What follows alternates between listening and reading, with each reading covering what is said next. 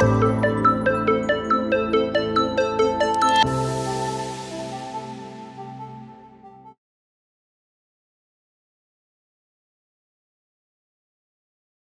I'm Dr. Brian Kaufman, a retired family doctor and a CLL patient myself, the Chief Medical Officer, Executive Vice President of the nonprofit CLL Society here at ASH 2024 in San Diego. Hi Brian, it's my pleasure to be here. I'm Talha Munir. I'm a hematology consultant working at St James's Hospital in Leeds, UK. It's my absolute pleasure to be here with you at ASH 2024. The team at Leeds has led a trial across the UK called the FLAIR trial that's now in its 10th year that's really revolutionizing care in CLL. And one of the combinations you've looked at is Ibrutinib and Venetoclax, which is approved in most of Europe and Canada, but not in the US, but is an incredibly effective therapy. And you brought some important updates and nuanced results on that I had the privilege to listen to earlier today at ASH. Can you tell us a little bit about that and what patients should know from what's been going on in the FLAIR trial? Maybe just set it up for us a little bit. Yeah. So that's a very good question, Brian. And FLAIR trial has been going on for 10 years, and 10 years have changed the treatment landscape for CLL as well.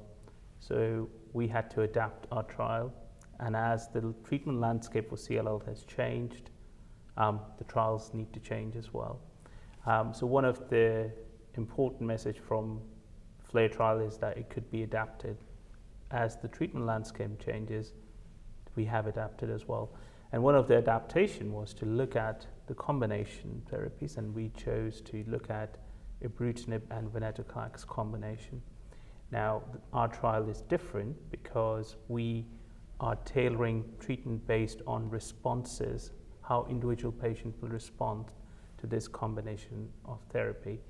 And as compared to the normal fixed duration approach, this is very much a tailored response to individual patients' response to therapy. And as a result of that, every patient gets different duration of therapy depending on how well they've responded. So now we're coming up to 5 years of analysis with this combination. The data I've presented this time around is showing that nearly 6 out of 10 patients have gone into very deep remission, which is called the minimal residual disease remission. And the data that I'm... This is UMRD, or undetectable measurable residual disease. Yeah. Yeah, and different names. Right. And the nomenclature has changed over the 10 years as well. But 6 out of 10 patients go into very deep remissions, and we've stopped therapies in those patients. And the data I presented today shows that out of 159 patients who stopped therapy, only 13 patients have shown signs of disease coming back at the MRD level. Doesn't mean that they have clinical relapse. And what it tells us that the combination is very potent, and with tailored therapy, we are seeing durable responses. Now, how durable they're going to be is the big question, is the elephant in the room. And when I will be hopefully coming back in 2 or 3 years' time, I would be able to tell which patients are showing the most durable responses. And in those patients, we might not need to treat them again with any therapy. And that's the whole point of tailored therapy that we're trying to explore in FLAIR trial. And when you're talking about tailored therapy and you're talking about response-guided therapy, you're using the undetectable measurable residual disease as your guide point. That's what you're looking at. And when patients reach that point, you stop therapy. Is that what happens? That's right. And the main thing, the message to get across here is that when we are talking about the sensitivity of the test that we can do here. So what we are looking at, that if I can't pick up one CLL cell in 10,000 white cells, then I say that you are MRD negative.